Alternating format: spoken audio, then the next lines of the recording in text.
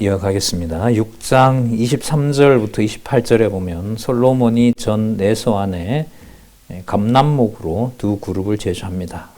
아까 백향목, 잣나무, 여기는 이제 감람나무로 그룹을 만듭니다. 그룹 과거 모세를 통해서 만들었던 성막에도 들어있었죠. 바로 그 그룹을 내소 가운데 만드는 내용이 나옵니다. 이 그룹의 하는 일은 뭐냐면 언약궤를 덮고 있는 거죠. 언약궤를 보호하고 있다. 그 언약을 보호하는 사자들이죠. 천군 천사들이. 그리고 하나님의 말씀을 전달하기도 하는 기능을 하고요. 그래서 우리 다른 강론할 때 말씀드렸습니다만 히브리서에 보면 그 천사가 메시아가 하는 일을 하는 것처럼 보이기 때문에 천사를 숭배하는 사상이 유대인들에게 생긴 겁니다. 그래서 히브리서에 보면 그 천사는 우리의 수종들이다. 우리를 섬기는 자들이기 때문에 그들에게 예배해서는 안 된다라고 알려줍니다. 그 다음에 6장 29절부터 36절에 보면 솔로몬이 지성소와 성소의 사면에 벽의 조각과 문짝들을 만드는 내용이 나옵니다. 29절에 보면 그룹들 나오고요. 그리고 종려나무, 약간 야자수 같은 나무 있죠. 종려나무, 그 다음에 꽃이 핀 이제 형상, 그런 모양들을 새겨 넣는 일들이 그 지성소와 성소에 있는 그 벽에다가 모두 새겨 넣고 있고요. 그 다음 37절에서부터 38절에 보면 7년 만에 준공했다는 내용이 나옵니다. 37절 볼게요. 제4년 12월에 여호와의 전 기초를 쌓았고 제11년 불월 곧 8월에 그 설계와 식양대로 전이 다 피력되었으니 솔로몬이 전을 건축한 동안이 7년이었더라. 시간으로 보면 959년. 자, 그 다음에 기타 시설들 한번 보도록 하겠습니다. 2147페이지 그 7장 1절 성경 본문 들어가기 전에 위에 보시면 네 번째 밑에서부터 네 번째 줄에 보시면 교회와 관련된 신약적 의미를 신학적인 의미를 저기서 이제 기록을 하고 있는데요. 한번 참고하겠습니다. 여호와의 전 기구들은 그리스도께서 보혜사 성령을 보내어 택한 성도로 하여금 영원한 성전에서 쓰임받는 영광스러운 도구로 만들어 주실 것에 대한 예표로서의 모형과 그림자다. 결국 교회의 거룩함을 그리고 성도들의 거룩성을 성취해 주실 내용에 대한 언약이다. 7장 1절에서부터 8절 보면 솔로몬이 자기 궁을 13년 동안 건축하고 바로의 딸을 위해서도 어마한 궁을 지어주는 내용이 바로 여기에 나타납니다. 그러니까 그 열왕기 전체 내용으로 보면 이 솔로몬이 13년 동안 배에 해당하는 시간이잖아요, 거의. 그걸 자기 궁을 위하여 짓는 그런 시간들, 그리고 그 바로의 딸을 위해서, 이방 시인의 딸이죠. 그리고 결국 나중에 이제 그 11장에 가면 온갖 잡신들을 솔로몬이 다 허락을 하죠. 그 예루살렘 이 성전 맞은편에 그 산당들 다 지었도록 하고, 처첩들이 원하는 걸 다 들어줬다고 하니까 뭘 얼마만큼 했는지, 규모가 훨씬 더 큰 바로 그 산당을 짓는 건데, 약간 이 타락의 기시감이 이 궁을 짓는 데서 좀 이렇게 전체 내용을 우리가 알기 때문에 감을 좀 잡을 수가 있습니다. 자, 13년 동안 건축했다는 내용이 7장 1절에 나오고요. 그 다음에 뭘 만들었는지 한번 보도록 할게요. 3절에 보면 기둥이 있고요. 기둥 위에 있는 45개 들보가 있고요. 4절에 보면 창틀이 있고 5절에 보면 문과 문설주가 있고 6절에 기둥을 세우고 기둥을 받치고 있는 섬돌 얘기가 나오고, 자, 7절을 한번 보시기 바랍니다. 또 심판하기 위하여 보좌의 낭실, 곧 재판하는 낭실, 그 입구, 그 사람들이 와서 그 재판 받으러 오는 입구 있잖아요. 그 낭실을 짓고 온 마루를 백향목으로 덮었고 솔로몬이 거처할 궁은 그 낭실 뒤 재판정 뒤에 다른 뜰에 두었습니다. 그리고 거기에 있다가 여기 재판하러 나온다는 말이고요. 8절에 중간에 보시면 끝부분에 그 장가든 바로의 딸을 위하여 집을 지었는데 이 낭실과 같더라. 그 바로의 딸에게도 이 똑같은 것을 지어줬습니다. 그리고 자 7장 9절에 보면 솔로몬 궁을 건축할 때 사용한 자재들이 거기에 쭉 나옵니다. 뭐 돌, 나무 이런 주로 돌이네요. 돌. 자, 기초석이라고 할 수 있겠죠. 12절에 또 큰 뜰 주위에 다듬은 돌, 백향목 두꺼운 판자. 마치 끝에 보세요. 마치 여호와의 전 안뜰과 낭실에 놓은 것 같더라. 그러니까 뭐와 뭐의 구분이 없어지냐 하면 성전과 궁전의 이게 이제 하나로 만들어진 것이 바로 모세를 통하여 만들게 했던 성막하고 근본적으로 다른 거예요. 그러니까 성전과 하나님의 나라, 그 히브리서 12장 22절에 보면 이제 거긴 다 파여져 있죠. 그래서 장차 올 새하늘과 새 땅과 거룩한 성 새 예루살렘은 요한계시록에 우리 지난 연말에 살펴봤었잖아요. 차이가 없어요. 그리고 에스겔서 40장 이후에 보면 성전에서 흘러나오는 물이 12지파의 땅을 분배하죠. 그래서 분리가 되질 않습니다. 그러니까 창세기 2장에 나오는 여호와께서 만드신 에덴 동산에 그 물이 흘러나오고 하는 것들은 바로 이 내용으로 봤을 때는 성전과 국가가 분리되지 않는 바로 그 곳이라고 할 수가 있어요. 그래서 성전 언약이 없다라고 이제 비판들을 하는데 성경을 몰라서 그렇습니다. 구약의 모든 내용들은 없는 거 만들어내지 않습니다. 최초로 올라가면 그건 바로 아담에게 줬던 바로 그 통치 언약 속에 있기 때문에 자, 그걸 또 신약을 통해서도 그 설명을 하고 있기 때문에 얼마든지 확인할 수가 있어요. 마치 여호와의 전 안뜰과 낭실에 놓은 것 같아. 그러니까 들어가는 입구와 바닥과 그 형상이 자리에 왕의 보좌가 있느냐, 여호와의 언약궤가 있느냐 그 차이인 거예요. 사무엘하 7장 16절의 약속, 다윗에게 했던 2149페이지 두 번째 단락에 보면 이 모든 일들은 내 집과 내 나라가 내 앞에서 영원히 보존되고 내 의가 영원히 견고하리라고 약속했던 그 다윗에게 주신 약속을 성취한 내용입니다. 13절에서부터 22절에 보면 놋일에 능숙한 히람이 와서 성전의 두 기둥을 제조합니다. 지금 여기 보시면 성전 짓는 것하고 또 궁 짓는 것하고 또 궁 짓는 거 얘기하다가 또 성전 얘기 나오고 이러죠. 그러니까 이게 뭐와 뭐의 차이가 없어요? 성전과 궁의 차이가 없어요. 그럼 이게 차이가 없으려면 궁은 솔로몬을 찬양하고 성전은 여호와 찬양하고 이러면은 안 되는 거죠. 그러니까 솔로몬의 궁은 통치 언약을 이루어진 결정적인 확고한 증거가 궁인 거고요. 그 궁의 목적은 여호와 이름을 찬양하고 여호와 이름을 둔다는 데 있는 거고 그래서 성전이 건축되는 겁니다. 이 모든 영광스러움이 그리스도를 통해서 이 땅에 이루어 주신 바로 왕권으로서 천국인 거고요. 그 다음에 제사장직을 통해서 완성하신 바로 성전. 자, 그렇게 모아집니다. 14절 끝에 보면 이 히람은 모든 놋일에 지혜와 총명과 재능이 구비한 자라.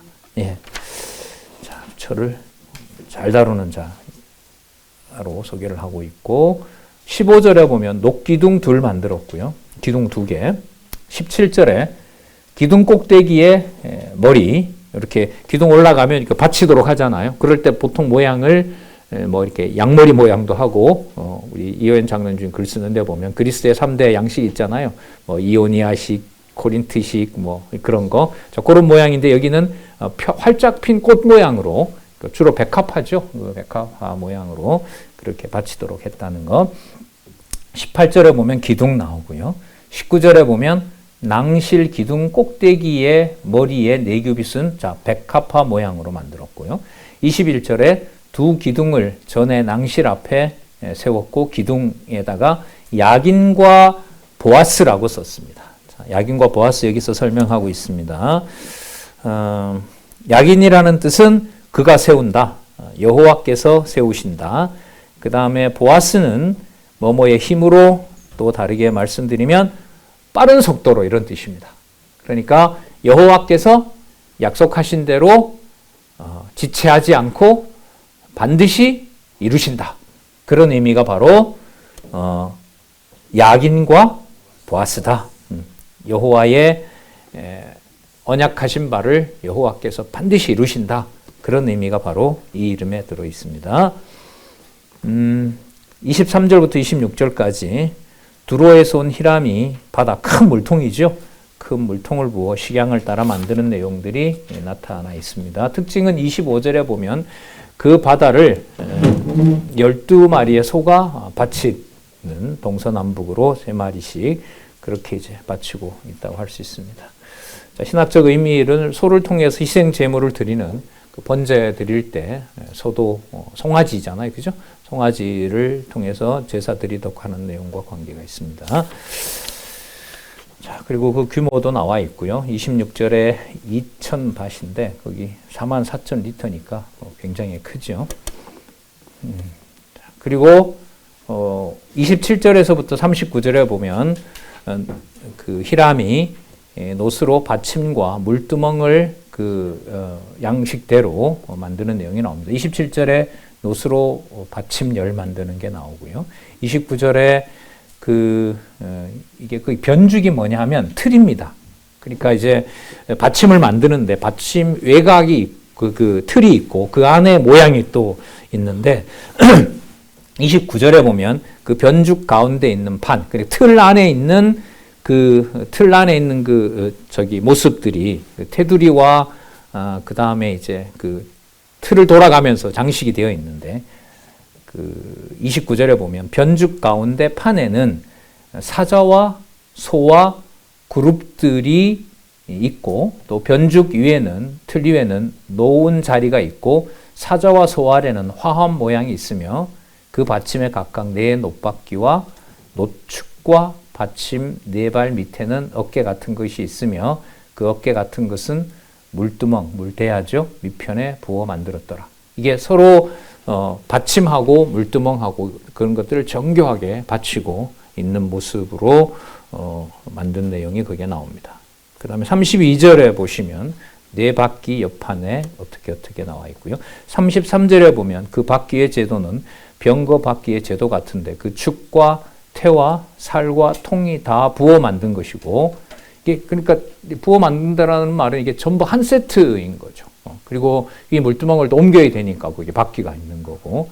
자, 이게 이제 성막에서는 이런 규모가 아니었죠. 여기서는 굉장히 큰 규모로 그렇게 나와 있습니다. 35절에 보면 받침 위에 둥근 테두리가 나오고, 36절에 버티게 하는 버팀대 판과 그리고 옆판의 모습들이 그룹, 사자, 종려나무 나오죠. 그러니까 이제 이 그룹들은 그 언약궤를 보호하는 역할을 하거든요. 그게 이제 다른 이제 기명들에도 그 역할들을 하도록 하고요. 그리고 사자 모습이 나오고, 그리고 여기 사자는 또 어디 나오냐면 솔로몬이 앉은 의자가 6계단으로 만들어져요.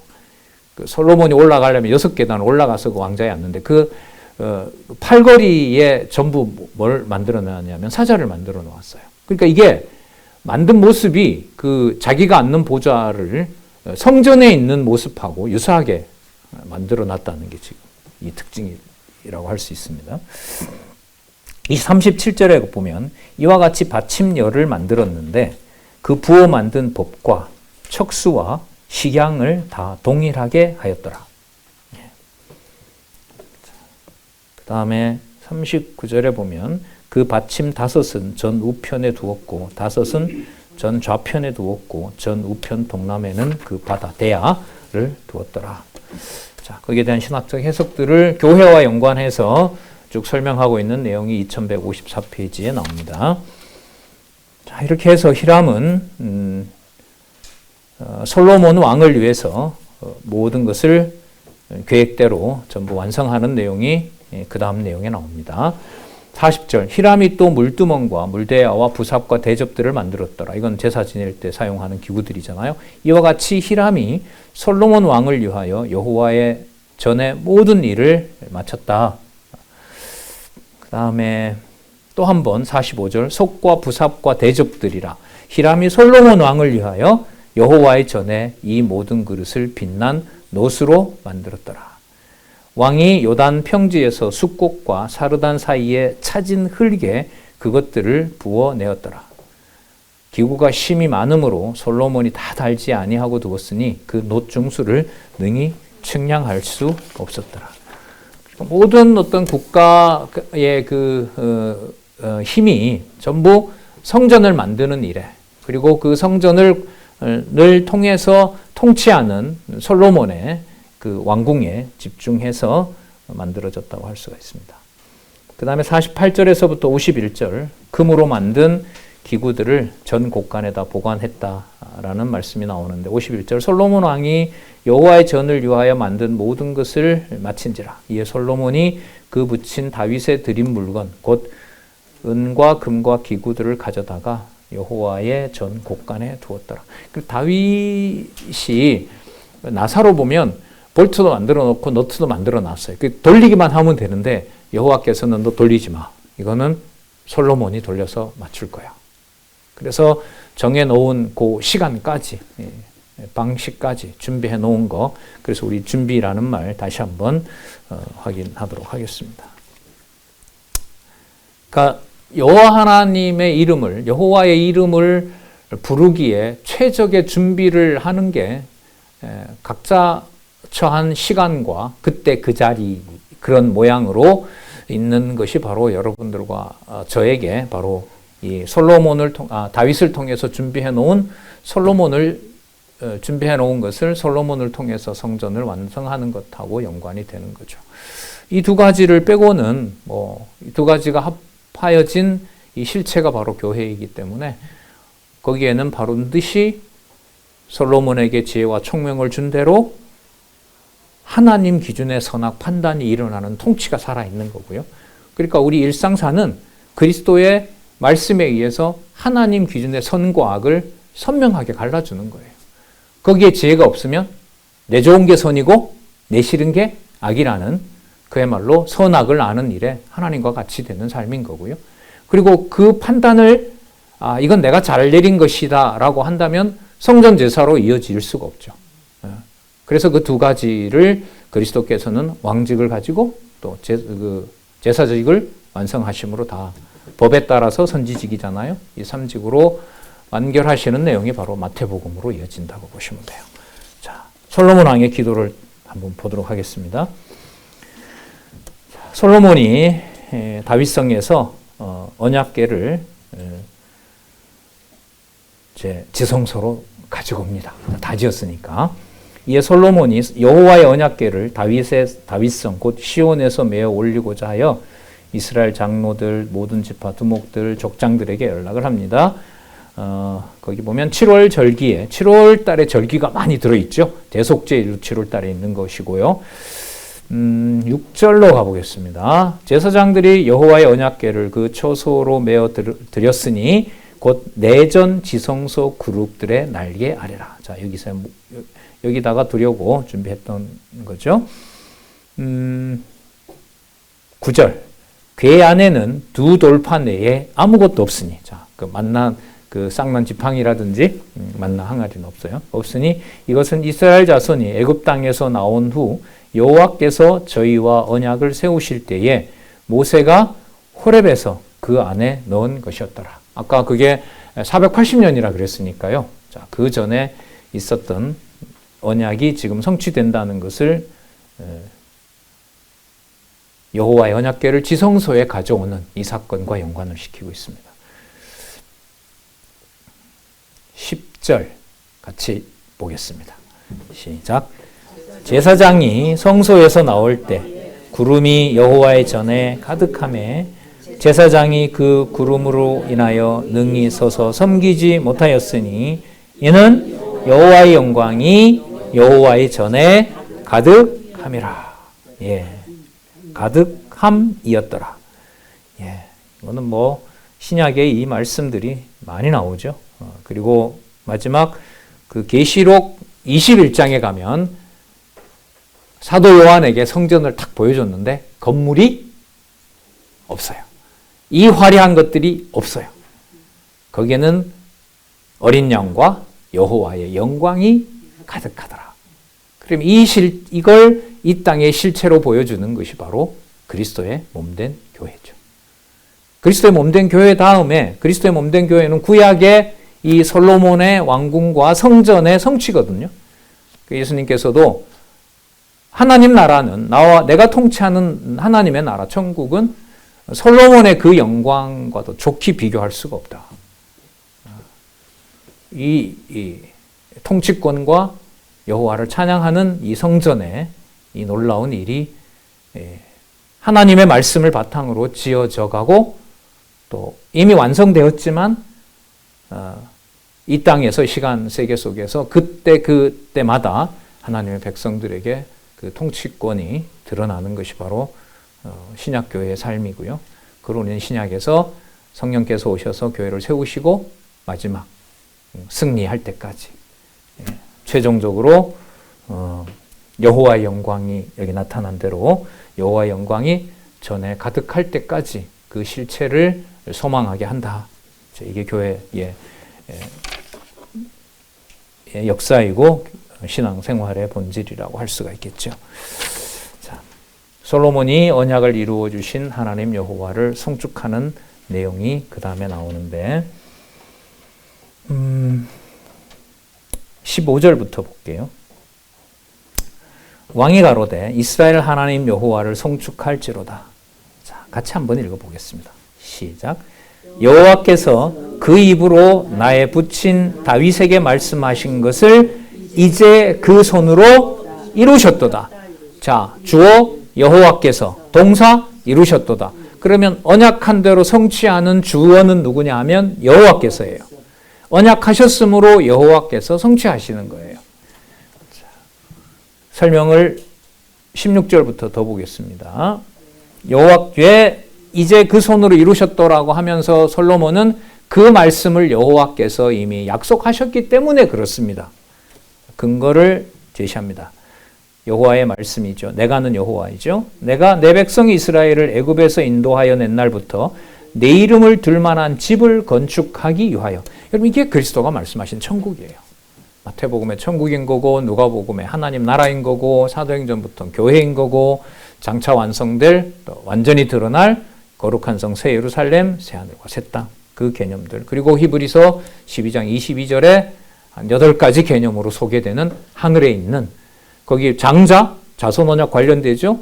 교회로 통합이 되죠. 아벨의 피가 들어가죠. 12지파 나오죠. 모두 이제 이 개념 속에 다 들어 있습니다. 그래서 이 교회의 영광스러움은요. 이 비밀만 하나 알고 그냥 죽어도 돼요. 제 말이 아니고 제가 그 교도소 사역가잖아요. 제가 여러 팀들을 이렇게 하시는데 어제는 사형 선고 받았던 그 선교사님 반에 들어가서 이제 있었는데 참 뭐 2시간 동안 감동적인 이제 자기 과거도 얘기해 주시고 거기 들어와 있는 분들한테 핵심이 뭐냐 하면 내가 바라보는 타인의 주인이 창조주 하나님이었다는 것만 알았다면 제가 그 무서운 범죄를 하지 않았을 겁니다. 그래서 여러분들 여기 계신 동안 꼭 성경을 공부하시고 나가시기 바랍니다. 그걸 이제 눈물로써 감격해서 다시 한번 호소하시는 일이 어제 있었습니다. 자, 이 본문하고 바로 연결이 되죠. 여호와께서 내 이름을 둘 만한 집 건축, 이게 여러분 오이코스예요. 오이코스, 하나님의 집. 그 비밀이 우리들의 출생의 비밀이고 가정의 비밀인 거고요. 17절, 내부친 다윗이 이스라엘 하나님 여호와의 이름을 위하여 전을 건축할 마음이 있었더니 여호와께서 내부친 다윗에게 이르시되 내가 내 이름을 위하여 전을 건축할 마음이 있으니 이 마음이 내게 있는 것이 좋도다. 그러나 너는 그 전을 건축하지 못할 것이요 내 몸에서 낳을 내 아들 그가 내 이름을 위하여 전을 건축하리라 하시더니, 자, 약속한 내용을 쭉 알려줘요. 성경 교육의 목적이 그거잖아요. 왜 이 일이 이루어졌습니까? 여호와께서 언약하셨기 때문에 그렇습니다. 20절부터 우리 21절까지 같이 읽어볼까요? 시작.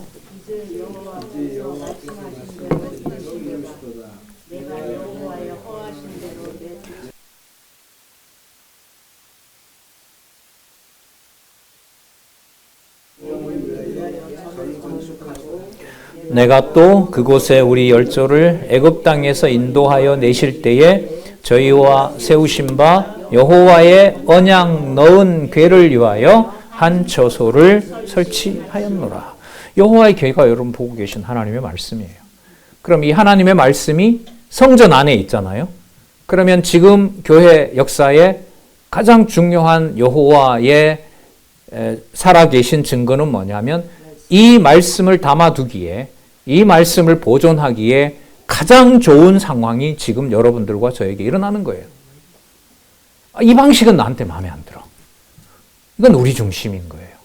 그리고 내 중심으로 무게가 넘어가고 여호와의 말씀을 여호와께서 이루시는 그 주권적인 섭리가 내 마음에 들지 않게 되면 하나님과 같이 되는 거고요. 되게 가까운 겁니다. 그런 의미에서 하나님의 백성들에게, 유대인들도 마찬가지지만 형제에게 범죄 짓는 것으로 도덕적인 범죄로 끝나는 게 아니고 여호와 하나님에 대해서 반역을 하는 일이 되는 겁니다. 그래서 기독교 윤리는 표면적으로 나타난 행위는 아무것도 아니에요. 아무것도 아닙니다.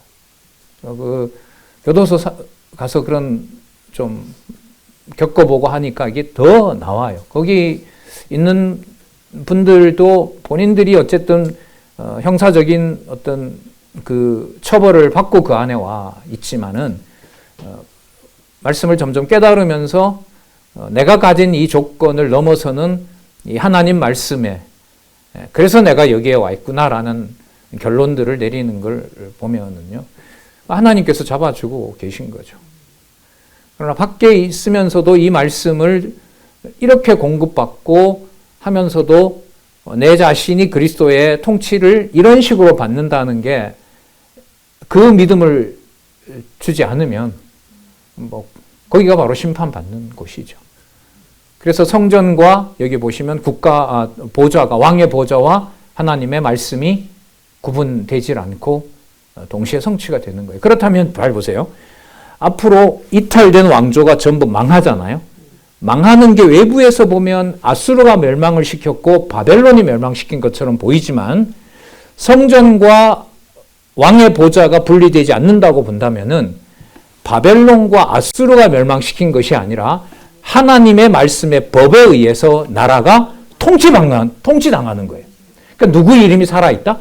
여호와의 이름이 거기에 살아있는 거예요.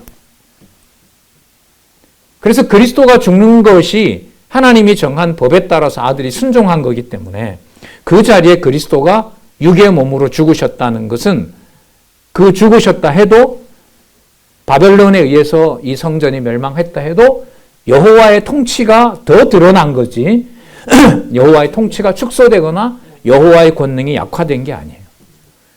기왕 이 요한계시록 우리가 지금 하기 때문에 우리 지난주에 살펴봤던 14장 본문에 주 안에서 죽는 자들은 복이 있느니라. 그러면 솔로몬으로 이어지는 여로보암으로 이어지는 저 왕조의 이탈 과정에 드러나서 거기에 하나님의 말씀을 지키고자 순교했던 선지자들이나 또 믿음의 선진들에게는 그게 하나님의 존재가 하나님의 법에 의해서 심판을 받고 보호받는 바로 그 일들의 역사라고 정리를 할 수가 있습니다. 20절 다시 한번 반복해서 보면 이제 여호와께서 말씀하신 대로 이루시도다. 언약대로 이루시는도다. 그리고 이 언약대로 이루어지는 사실을 이제 8장 9장에 넘어가면 우리가 잡혀갔을 때에도 이방에 잡혀갔을 때에도 이 전을 향하여 여호와께서 이루시는 것을 우리에게 기억나게 하실 때는 그 약속대로 여호와께서 또 이루어 주셔야 됩니다. 그렇게 하실 것을 믿습니다. 22절 솔로몬이 여호와의 단 앞에서 이스라엘 온 회중을 마주하고 하늘을 향하여 손을 펴고 가로되 이스라엘 하나님 여호와여 상천하지에 주와 같은 신이 없나이다.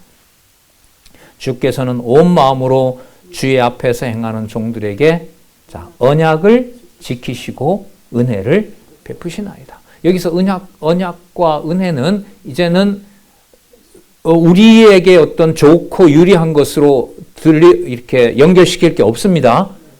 법도 완성되었고 통치자의 보좌도 바로 성전에서 나오는 하나님의 능력의 말씀으로 지금 집행이 되는 거기 때문에 이때 언약과 은혜는 오롯이 여호와 이름에 맞춰진다는 거예요. 그래서 뭐 할 만하냐면 이탈시켜서 멸망시킬 만합니다. 여호와의 이름이 가려지는 것보다는 적의 멸망을 하고 여호와의 이름이 드러나는 것이 자기 백성들에게 그게 좋은 거니까. 좋고 나쁜 것의 기준이 여호와께로 여호와 중심으로 확고해지는 것이 신앙의 성수가 아니겠습니까? 24절 같이 한번 읽어보겠습니다. 시작. 주께서 주의 종 내 아비 다윗에게 허하신 말씀을 지켜서 주의 입으로 말씀하신 것을 손으로 이루심이 오늘날과 같으니이다. 성경 계시기로 언약 성취 여호와 계시고는 성경의 가장 근거한 가장 중요한 개념임을 다시 한번 확인합니다. 이거 지금 세 번째 반복되죠? 아까 8장 15절 다윗에게 말씀하신 것을 이제 그 손으로 이루셨도다. 자, 8장 20절 이제 여호와께서 말씀하신 대로 이루시도다. 누가? 여호와께서. 자, 지금 다시 24절 주께서 주의 종 내 아비 다윗에게 허하신 말씀을 지키사 주의 입으로 말씀하신 것을 주의 손으로 이루심이 오늘날과 같아. 네. 언약 성취사가 다라고요? 다잖아요. 뭘 더 추가할 수가 있겠어요? 언약하시고 이루시는데 여호와의 존재와 사역과 능력의 영광이 계시된다. 그러기에 가장 좋은 일들이 하나님의 말씀으로 그리스도의 몸된 교회에 일어나게 하신다. 25절 이스라엘 하나님 여호와여 주께서 주의 종 내 아비 다윗에게 말씀하시기를 자 이게 번역 여기도 임입니다. 조건절을 수정하면서 읽어가도록 하겠습니다. 주의 종 내 아비 다윗에게 말씀하시기를 내 자손이 그 다음에 내가 붙어 읽어볼게요. 내 자손이 내 앞에서 행한 것 같이 내 앞에서 행하려고 자기 길을 삼가할 것이므로 이렇게 됩니다. 자기 길을 삼가할 것이므로 내 자손이 자기 길을 삼가할 것이므로 뭐 하려고?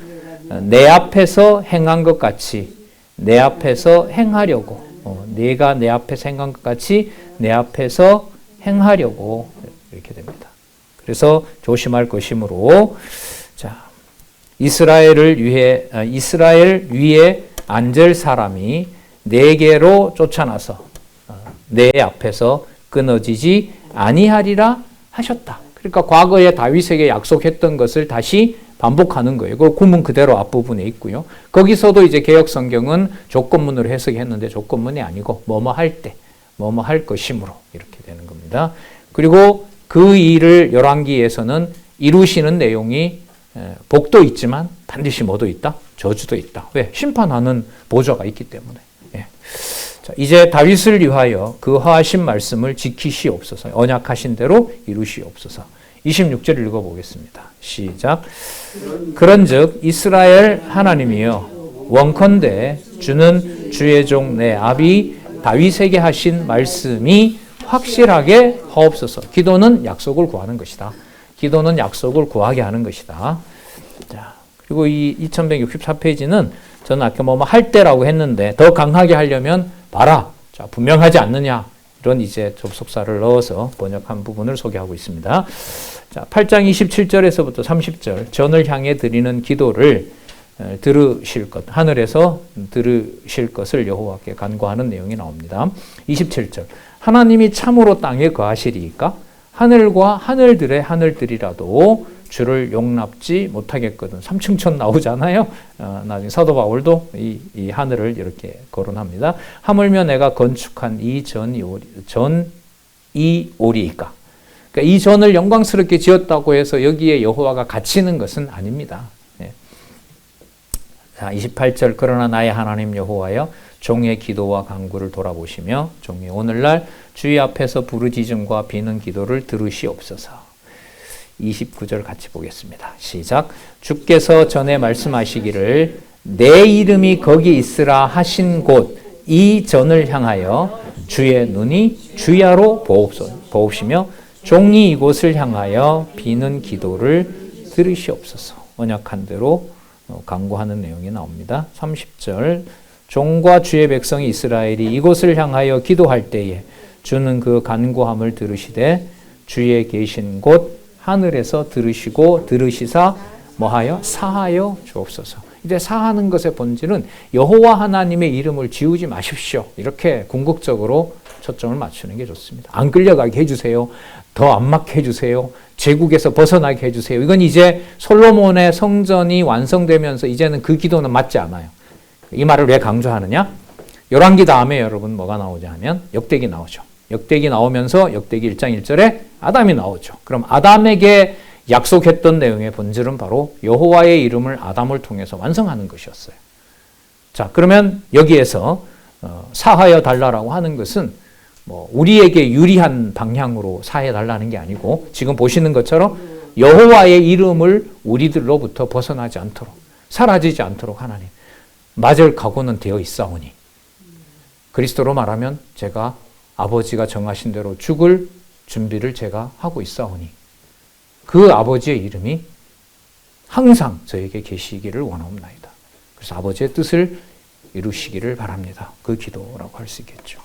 자, 그리고 31절에서 45절에 보면 좀 긴 내용들이 나와요. 여기에 이방인을 포함해서 여러 재난이 있을 때 기도할 때도 여호와께서 우리를 돌아봐 달라고 하는데 지금 이 내용이 긴 이유는 이게 앞으로 이스라엘 역사에서 그대로 이루어지기 때문에 그럽니다. 그럼 이 내용을 솔로몬이 이때 처음 만들었느냐? 아니에요.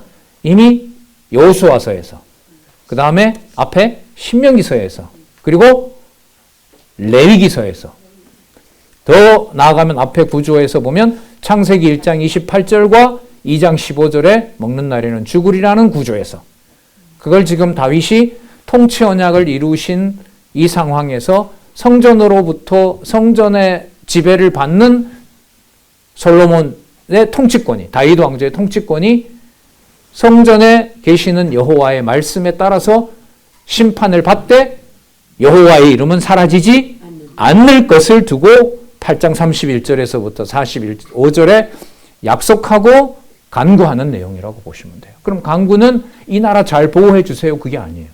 여호와의 이름을 당신이 지금 아까 우리 계속 확인했잖아요. 당신이 말씀한 걸 이루셨습니다. 당신이 말씀한 걸 이루셨습니다. 종 다윗에게 약속하신 것을 지금 이루셨습니다. 그럼 기도할 게 하나밖에 없죠. 네. 아까 480년 전이었으니까 그 전부터 480년 전부터 그리고 그 앞서부터 언약하신 이름을 보여주신 대로 어떤 경우에 무슨 일이 일어나더라도 여호와의 이름을 지금 이전의 영광스러움을 뛰어넘어서 그 이름은 꼭 기적이 될 겁니다. 꼭 그렇게 해주십시오. 그 간구가 들어있는 겁니다. 그걸 이루시는 내용이 12장부터 갈라서 다윗 왕조를 엉망으로 만들고 북이스라엘이 엉망으로 우상 숭배하는 대로 몰아넣어 버립니다. 자, 그럼 이렇게 이렇게 묶어 볼게요. 열왕기상을. 여호와의 이름이 항상 보존된다고 약속하셨으므로 이전에 갇히지 않는 영광스러운 여호와의 이름을 계시하시고자 나라를 쪼개고 나라가 망하고 유다에 있던 여호와의 언약궤도 바벨론으로 탈취당하게 하는 일을 여호와께서 하신다. 이게 솔로몬의 기도입니다. 따라서 열왕기 상하의 제목이 이탈 왕조의 멸망은 여호와 계시를 주권성과 신실성을 이해하는데 정확한 제목이라고 저는 생각합니다. 자, 31절. 어떤 사람이 그 이웃에게 범죄함으로 맹세시킴을 받고 저가 와서 그 이전에 있는 주의 된 앞에서 맹세하거든 주는 하늘에서 들으시고 행하시되 주의 종들을 공문하사 악한 자의 죄를 정하여 여기 심판 나오죠? 자, 그 행위대로 그 머리에 돌리시고 의로운 자를 의롭다 하사 그 의로운 대로 갚으시옵소서. 자, 33절 만일 없습니다. 이 사본에 없어요. 자, 31절에 만일은 뭐뭐 할 때입니다. 자, 33절에 만일은 아예 사본에 없고요. 자, 계속해서 이 말입니다. 이어서 또한 주의 백성 이스라엘이 주께 범죄하여 적국 앞에 패하게 되므로, 자, 앞으로 패하잖아요. 주께로 돌아와서 주의 이름을 인정하고, 그 누구 이름을 기억하게 된다면 여호와의 이름을 기억하게 된다면 하나님 그게 목적이었지 않습니까? 이렇게 얘기를 하는 거죠. 이전에서 주께 빌며 간구하거든 주는, 원문은 당신은 이렇게 번역이 돼요. 주는 하늘에서 들으시고 주의 백성 이스라엘의 죄를 사하시고 그 열조에게 주신 땅으로 돌아오게 하옵소서. 자, 35절 만일도 없습니다. 또한 이렇게 정도로 보면 돼요. 저희가 주께 범죄함을 인하여 하늘이 닫히고 비가 없어서 주의 벌을 받을 때에, 여기 때에 나오네요. 이곳을 향하여 빌며 다시 한번 주의 이름을 인정하고 그 죄에서 떠나거든. 그럼 이때 죄에서 떠난다는 말은 누구에게로? 여호와에게로 돌아오는 것이 바로 회개인 거예요. 주는 하늘에서 들으사 주의 종들과 주의 백성 이스라엘의 죄를 사하시고 그 마땅히 행할 선한 길을 가르쳐 주옵소서. 주의 백성에게 기업으로 주신 주의 땅에 비를 내리시옵소서. 자, 만일도 뭐 할 때입니다. 그리고 이 땅에 기근이나 온역이 있거나 곡식이 시들거나 깐북이나 메뚜기나 황충이 그리고 적국이 와서 성을 에워싸고, 그러니까 적국이 몰려오고 기근이 몰려오고, 이게 예레미야에 가면 칼과 기근과 연병으로 이루어지죠. 이건 레위기 26장에서 이미 약속한 거예요. 그러니까 이 기준으로 보면 480년 전에 이미 약속한 거예요. 그게 그대로 이루어지면, 자, 그런데 이제 더 확실히 솔로몬이 기도할 수 있는 것은 성전과 보좌가 분리된다, 안 된다? 안 된다. 절대로 되지 않는다. 그럼 이 나라가 끝나더라도 여호와의 이름은 사라지지 않는다. 따라서 망할 만하다. 끌려갈 만합니다, 여호와요. 하지만 꼭 기억해 주시기 바랍니다. 그 자리 끌려가서 여호와의 이름, 주의 이름을 우리가 기억하도록 해 주셨습니다.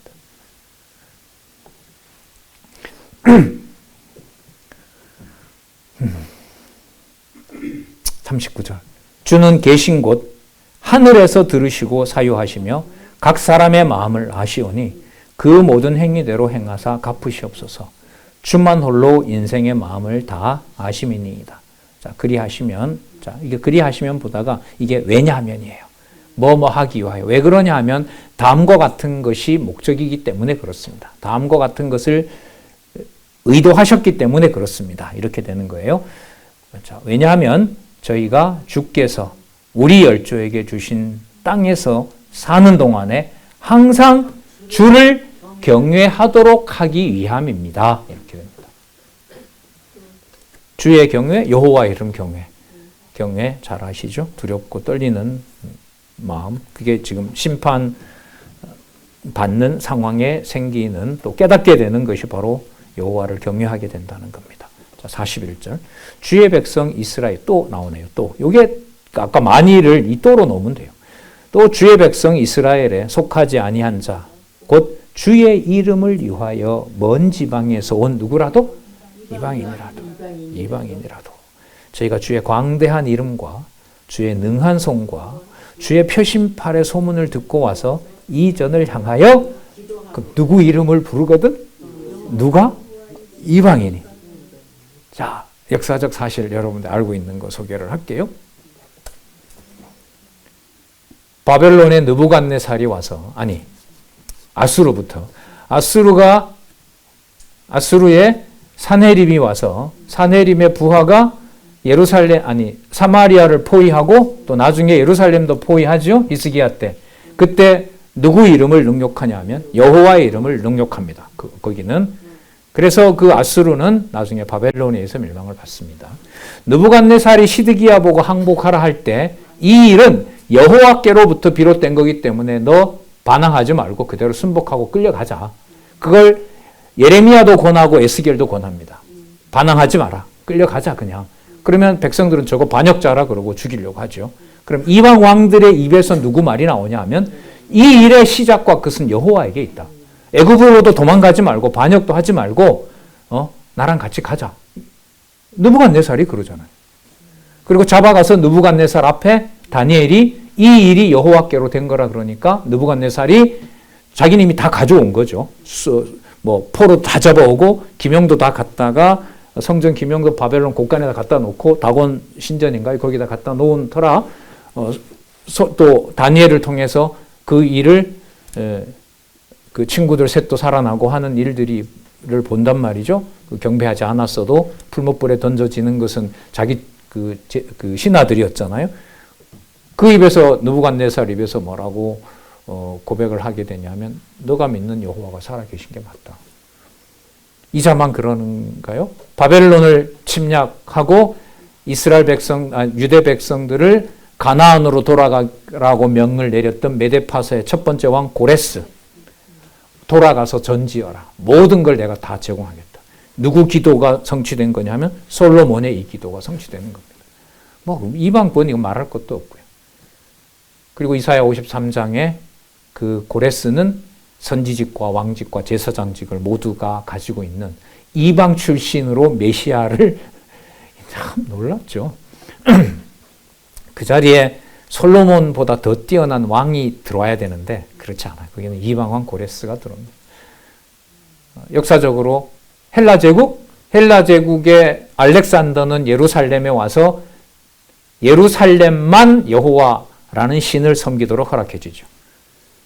그리고 150년 후에 엄청난 핍박이 몰려오고요. 그 다음에 헬라 제국을 멸망시킨 로마 제국 시저는 와서 유대인들의 자치권을 또 허락해 주죠. 그리고 이방에게 여호와의 이름을 개방하는 역사가 이방인에 의해서 예루살렘이 밟히는 것과 함께 갑니다. 그러면 이탈시켜서 멸망해 가는 과정이 이방인에게 여호와의 이름을 부를 수 있는 길을 열어주는 길이 되는 거죠. 그럼 그리스도가 오셨을 때는 유대인만 보호하면 안 되는 거예요. 일단 유대 가족들을 해체하잖아요. 그 안에 엄청난 화가 생기고 자신이 바로 그 피해자가 되도록 하시죠. 불화해서 자신이 유대인들로부터 죽는 일.